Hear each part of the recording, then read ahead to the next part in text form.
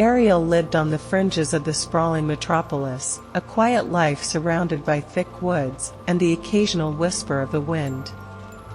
She preferred the solitude, the rustling leaves her only company.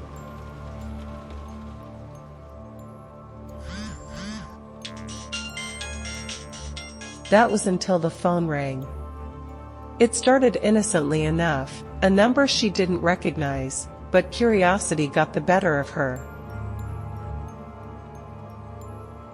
"Hello?" she answered, her voice steady. "Hello, Ariel," a gravelly voice responded, sending a chill down her spine. "I've been watching you."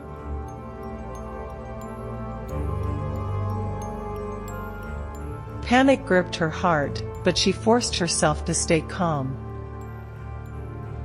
"Who is this?" "Someone who knows your secrets. Someone who can ruin your life if you don't meet me."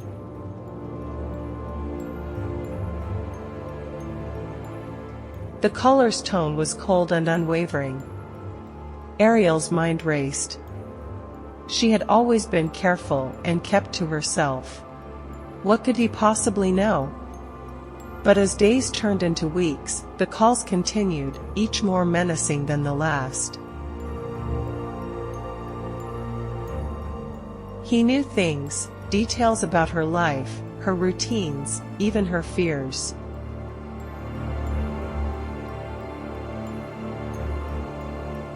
"Meet me at the old bridge," he insisted one evening, his voice dripping with malice, "or I'll share everything I know." Desperation clawed at her. She couldn't let him destroy her life. The thought of facing him terrified her. She had to think strategically, and in the end, decided to go and meet her mysterious caller face to face.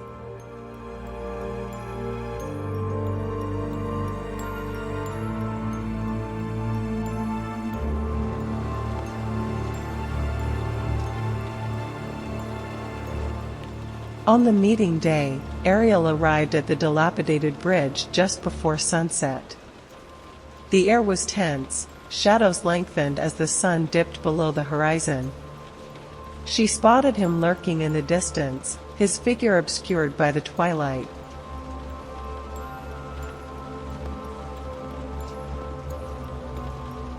"Show yourself," she called out, trying to sound braver than she felt.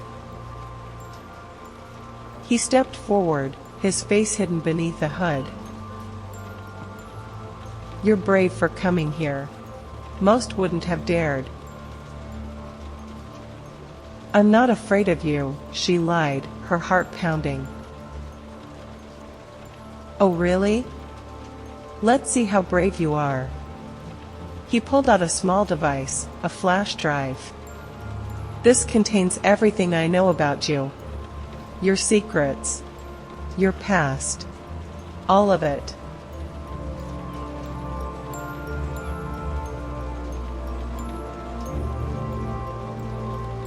Ariel took a deep breath, her mind racing. "What do you want?" "I want you to be mine, forever," he said with a twisted smile. Fear twisted in her stomach, but Ariel decided to try to buy time and investigate what her stalker's plan was. "You think you can control me? Well, you're wrong," she said defiantly. "Control? No, I want you to join me. We could be unstoppable together." "Unstoppable?" Ariel scoffed. "You're just a coward hiding behind a phone." His expression darkened. "You think you can outsmart me, girl?" At that moment, Ariel realized that things were not going well for her and decided to change her strategy. "How about we make a deal?" she proposed. "I'll give you something much better than that flash drive." His interest piqued. "What do you have in mind?" "A chance to prove your worth," she replied, stepping closer to the edge of the bridge. "Let's see how serious you really are." "Hey, wait. Don't go near that worn-out fence," the caller said with a shaky voice. "I got him," Ariel thought. Then she took the step up and climbed onto the bridge's rickety railing. The caller's eyes narrowed. "Stop it. What's your game?" "No game," she said sweetly. "Just a test of trust. Let's see if you're worth it." "No, stop it. Please," the man shouted as the fence creaked under Ariel's feet. "Don't be a coward. I'll jump and everything will be over for us. You better come here and catch me." Ariel uttered and swayed on the fence as if she was about to fall. When he saw this, the stalker trembled and ran towards the girl. At the moment when he almost reached her with his hand, Ariel stepped to his side with lightning speed and grabbed the upper beam of the bridge with both hands. Pulled by gravity, the caller was not able to stop in time, and he hit the weak railing of the bridge with his body. A rotten rod immediately cracked on one side, but the man somehow managed to catch the bent bar and held on to it with his last strength, remaining trapped over the abyss.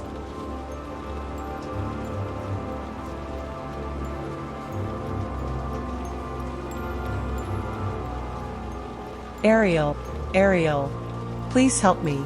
I don't want to die," the poor bastard screamed. Ariel looked at him as she landed from the fence on a stable spot on the bridge and immediately began to think about how to help him. She approached carefully the crumbling edge of the bridge. "Hold on, I'll think of something," she shouted. In that instant, the hand of the hanging man grabbed her by the leg and she screamed in terror. "I have proved that I'm worth it. Now you coming with me, bitch."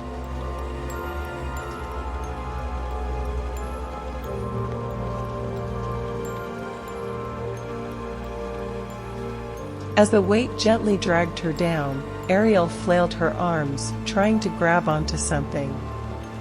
She saw a metal bar within reach, and using the last of her strength, she stretched to reach it.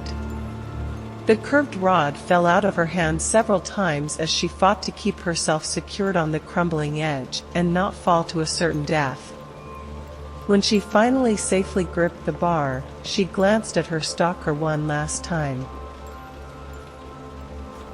"I'm not going anywhere with you, bitch," she screamed, and she hit him with the metal rod on the head.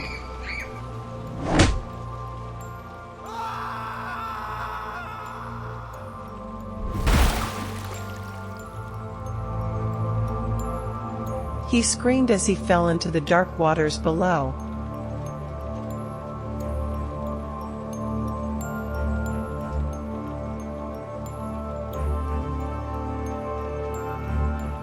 Ariel stood frozen for a moment, heart racing with adrenaline and disbelief.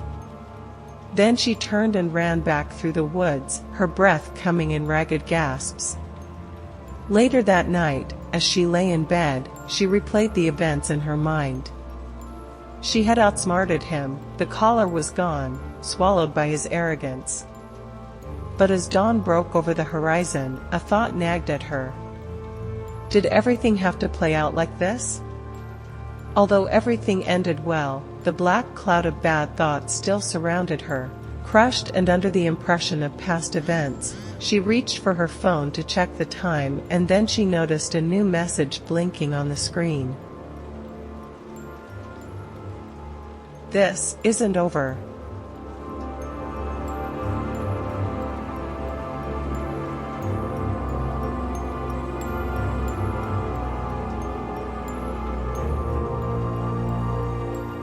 Hey, cool mystery lovers! Do you have a friend who loves a good mystery? Share the link to this story with them, and if you haven't already, please share, like, and subscribe to the Sweet Mystery channel. Till the next mystery, stay sweetly mysterious.